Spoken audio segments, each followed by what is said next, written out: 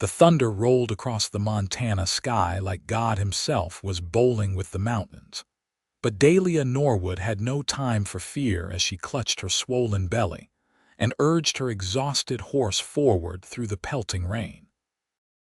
Her husband Jacob's body lay miles behind her, crushed beneath their overturned wagon when the creek they'd been crossing suddenly surged into a raging torrent. Montana Territory, 1876. The land was as unforgiving as it was beautiful, and Dahlia had learned this truth in the most brutal way possible. 3 days ago, she and Jacob had been headed toward their new homestead with dreams of raising their soon-to-arrive baby in a place they could truly call their own. Now, at 22 years old, she was a widow, homeless, and 8 months pregnant in the middle of nowhere. The chestnut mare beneath her stumbled, and Dahlia nearly lost her seat. Her soaked dress clung to her body like a shroud, and the pain in her lower back was intensifying with each passing minute. She had to find shelter soon, or she and her unborn child would join Jacob in whatever lay beyond this life. "Just a little further, girl," she whispered to the mare, her voice nearly lost in the howling wind. "Please." Through the curtain of rain, Dahlia spotted a flicker of light in the distance. Hope surged through her body as she gently pressed her heels into the mare's sides, urging her toward what might be their salvation. As they drew closer, she could make out the shape of a small cabin nestled against the foothills, smoke curling from its chimney despite the downpour. Her vision blurred as another contraction gripped her body. Too soon, she thought desperately. It was too soon for the baby to come. The last thing Dahlia remembered before sliding from her saddle was the cabin door flying open and a tall silhouette rushing toward her.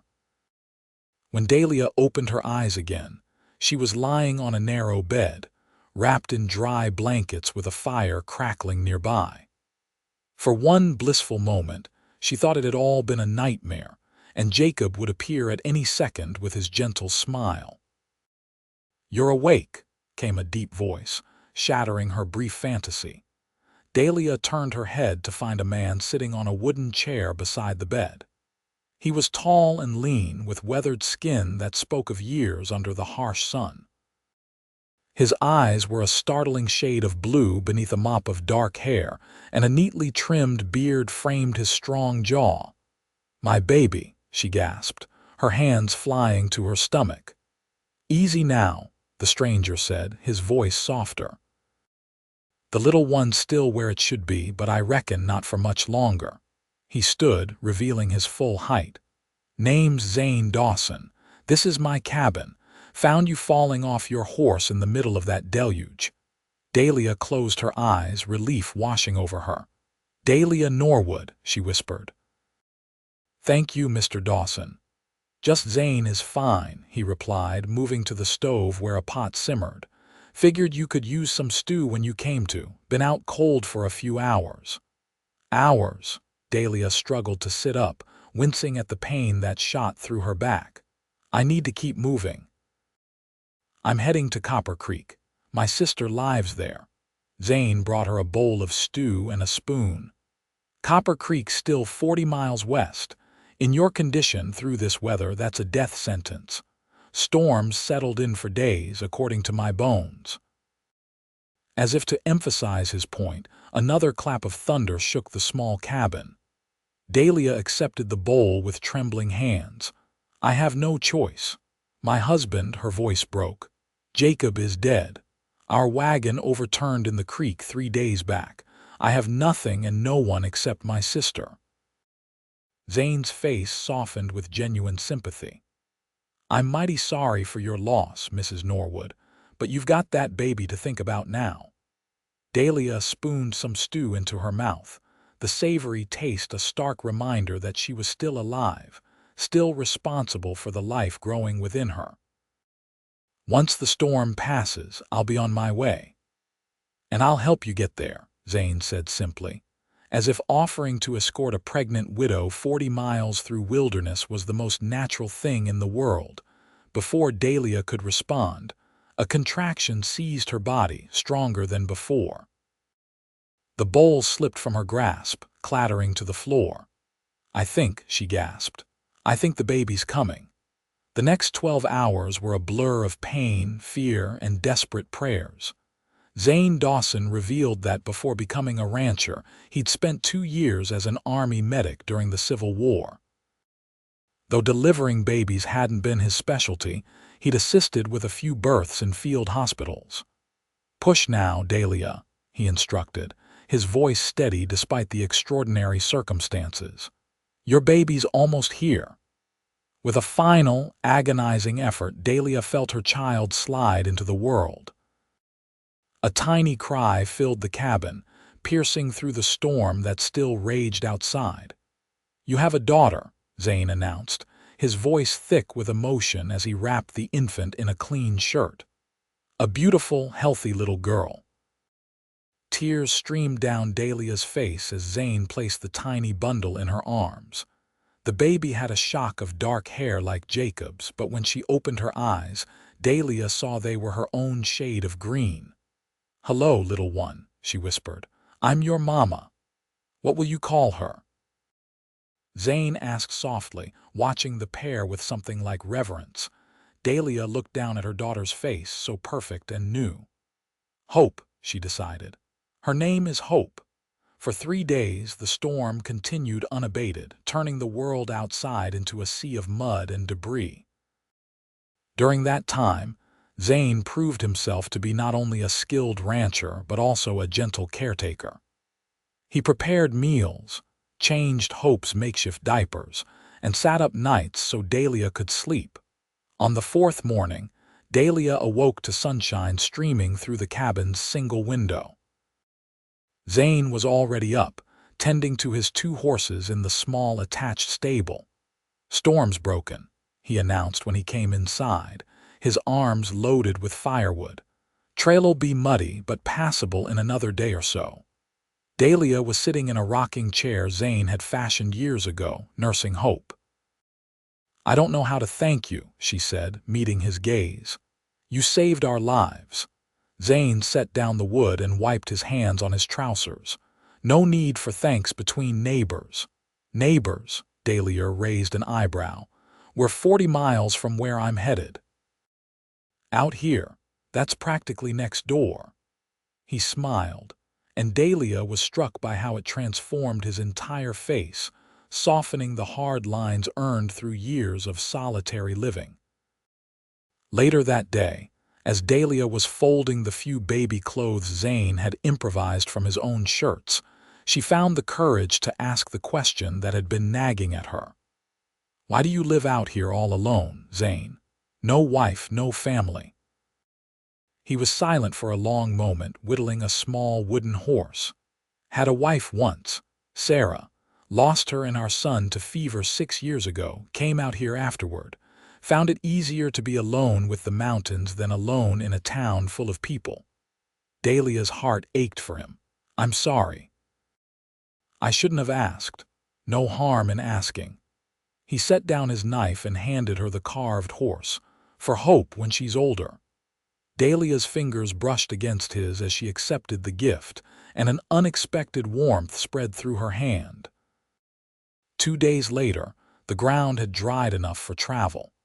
Zane had prepared his wagon, lining a corner with blankets to create a comfortable space for Dahlia and Hope.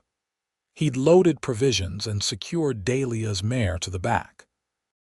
"You don't have to do this," Dahlia said as she watched him check the harnesses on his team of horses.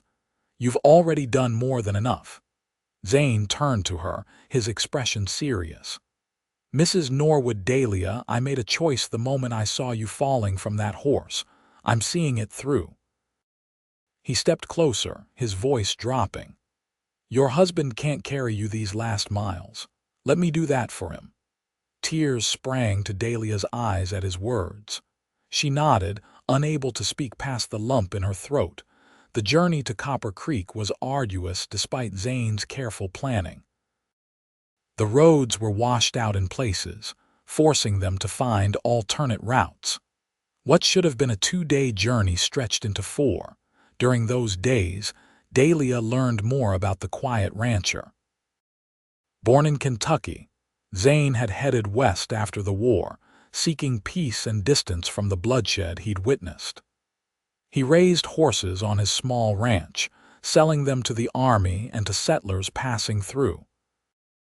In turn, she told him about her life in Ohio, how she'd met Jacob at a church social when she was 17, and their dreams of building a life in the West. "He was a good man," she said softly on the 3rd night of their journey as they sat by the campfire. Hope slept peacefully in a makeshift cradle. Kind, hard-working, he would have been a wonderful father. "Seems to me," Zane replied, staring into the flames, "that the measure of a man isn't just in how he lives, but in what he leaves behind. Your Jacob left behind a mighty fine legacy in you and Hope." Dahlia studied Zane's profile in the firelight. "You're a good man, too, Zane Dawson." He met her gaze across the fire, and something passed between them, an understanding, perhaps, or the beginning of something neither was ready to name. They reached Copper Creek late on the 4th day.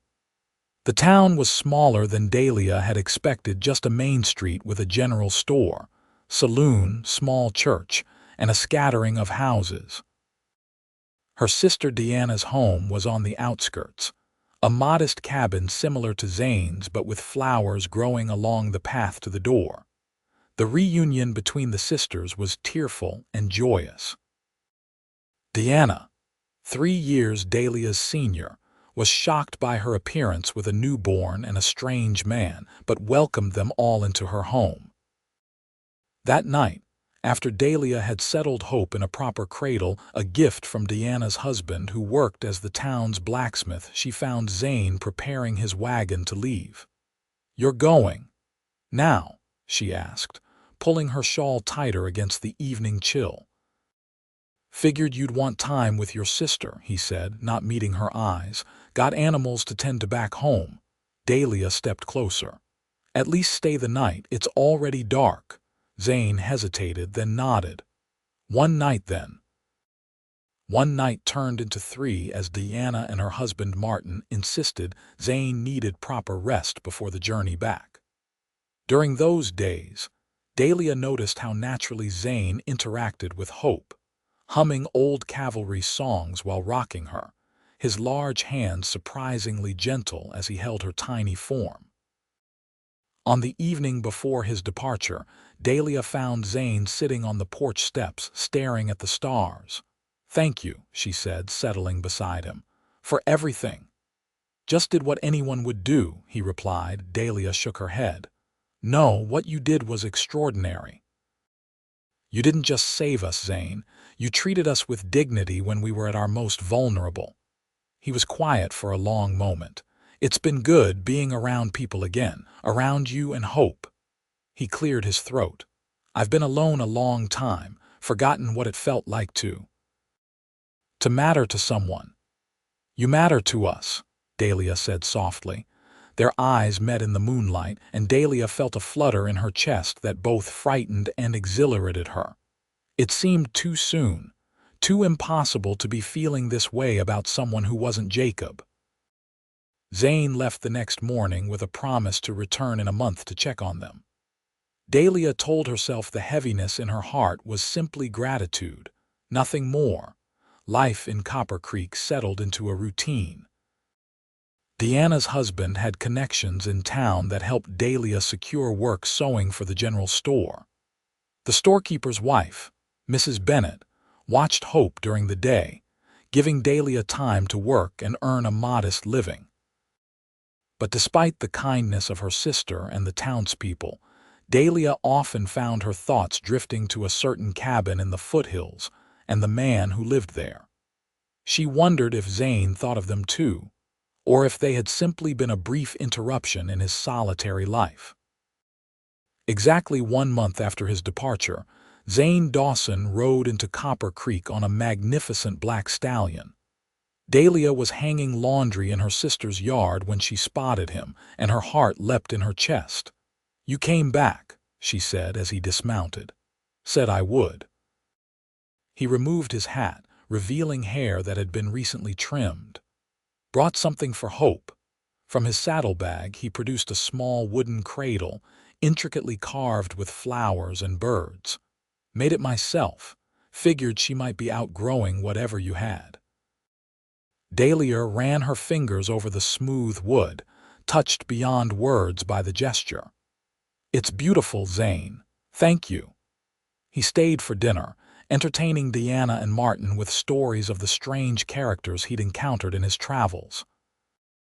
Later, when the others had gone to bed, Dahlia and Zane sat on the porch, the summer night warm around them. I've been thinking, Zane said suddenly, his voice low. My place is too far from town for regular visits, but there's land for sale just outside Copper Creek, good grazing for horses. Dahlia's pulse quickened. You're thinking of moving closer, thinking about it. He glanced at her. Would that be something you'd welcome, me being nearby? Yes, Dahlia answered, perhaps too quickly. She felt a blush rise to her cheeks. Hope would like having you around. She needs good influences in her life. Just Hope? Zane asked, his eyes never leaving hers. Dahlia took a deep breath. No, not just Hope. That honest exchange marked the beginning of a cautious courtship. Zane purchased the land he'd mentioned, 15 acres with a small cabin that needed work but had good bones. He visited Copper Creek every week, bringing small gifts for Hope and occasionally wildflowers for Dahlia. The townsfolk noticed, of course. Some whispered that it was too soon after Jacob's death for Dahlia to be entertaining another man's attentions. Others, who knew the full story of how Zane had saved Dahlia and delivered Hope in the midst of a storm, thought it was the most romantic thing they'd ever witnessed. Dahlia herself had conflicting feelings. There were moments when guilt overwhelmed her, when she felt that any happiness with Zane was a betrayal of Jacob's memory. But there were other moments when she saw Zane teaching Hope to clap her tiny hands, or when he looked at Dahlia with those earnest blue eyes that she felt perhaps this was Jacob's final gift to her, a second chance at love. As summer turned to autumn, Zane completed the renovations on his cabin, adding a second small bedroom and expanding the main living area. He brought Dahlia to see it on a crisp October day, Hope bundled against the chill.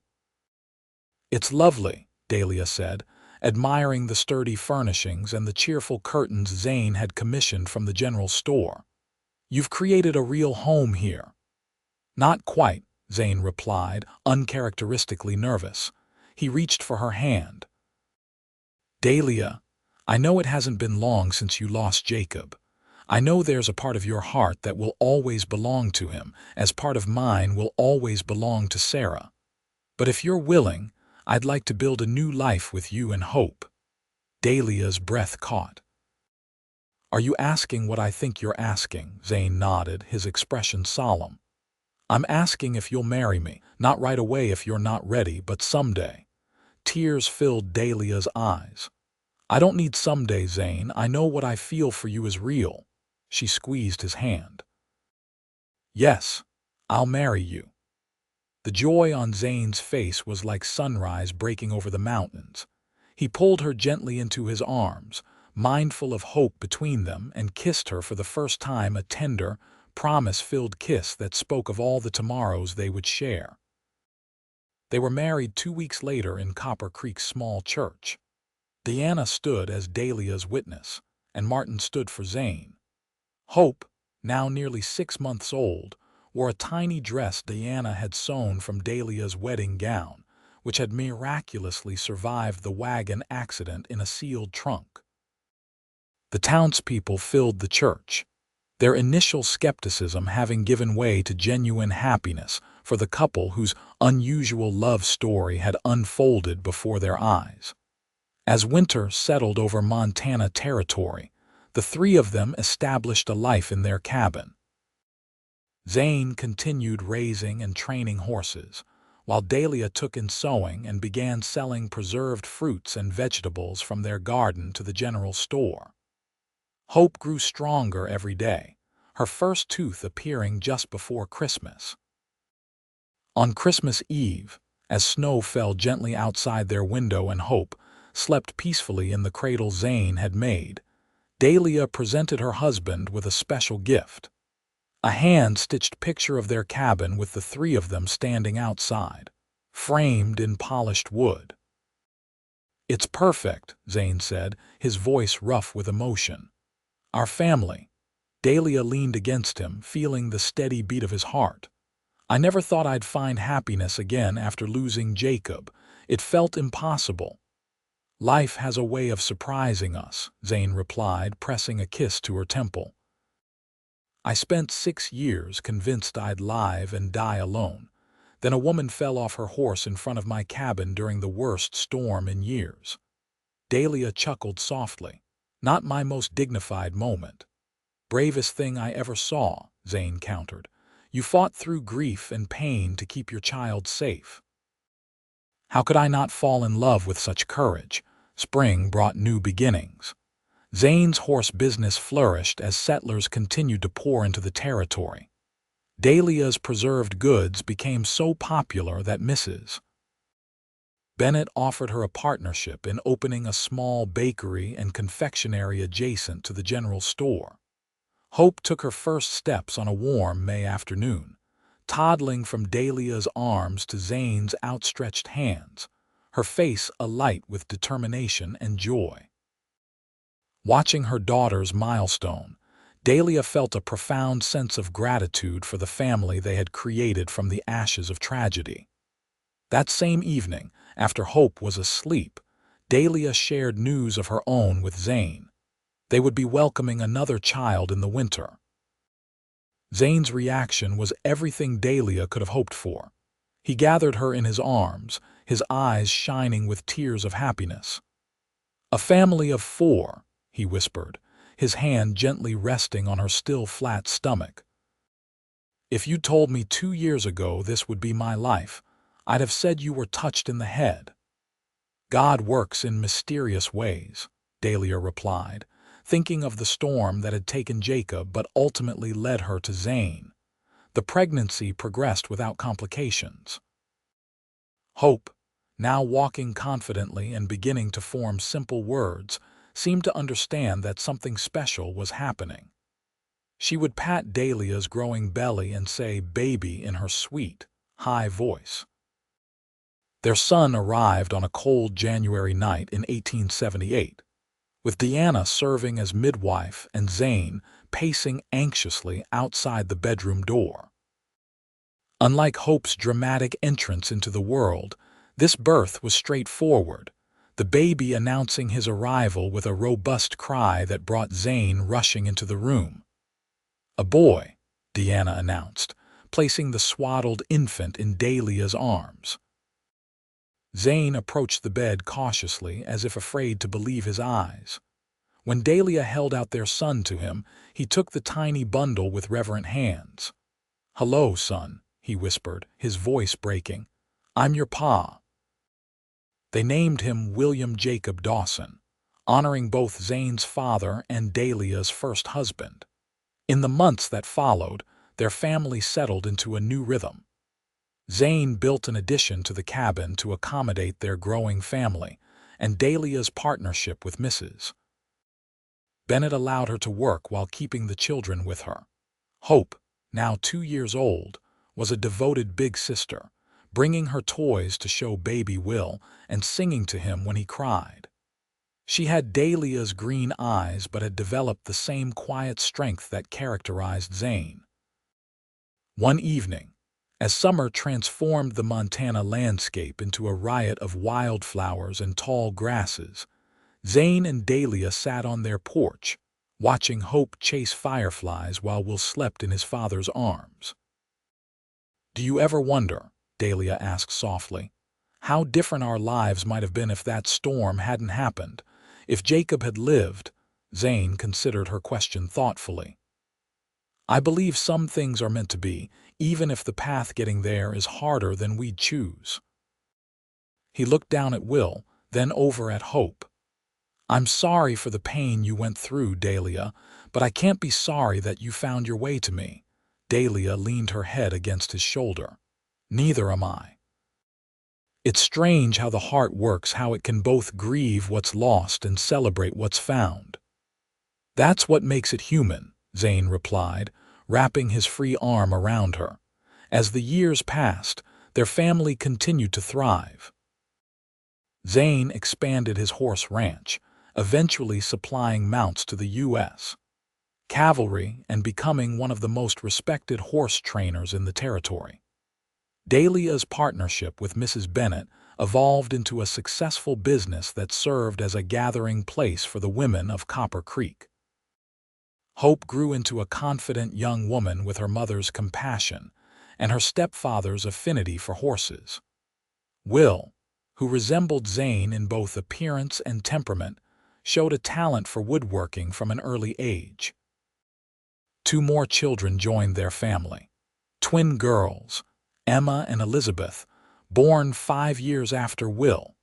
Occasionally, Dahlia would take the children to visit the small marker she'd placed in memory of Jacob near the spot where he'd been laid to rest. She would tell them stories of the kind man who had been Hope's father, ensuring his memory lived on in the family Zane had helped her build. On their 20th wedding anniversary, Zane surprised Dahlia with a journal he'd kept since the day they met. The first entry, dated the night of the storm, read simply, "A woman and her unborn child found shelter here tonight. Something tells me our lives will never be the same." "You knew even then?" Dahlia asked, touched by this glimpse into his thoughts. "Not new," Zane corrected with a smile that had only grown more tender over the years. "Hoped." As they sat together on the same porch where they'd begun their journey, now expanded to accommodate their larger family, Dahlia reflected on the strange, beautiful path that had brought her to this moment. She had lost so much in that terrible storm all those years ago, but what she had found a love that had carried her not just the next 40 miles, but through 2 decades of joys and sorrows, was a testament to the resilience of the human heart. "I love you, Zane Dawson," she said, the words as true now as the first time she'd spoken them. "And I love you, Dahlia Dawson," he replied, his weathered hand finding hers as naturally as breathing. "Every mile, every day, every moment."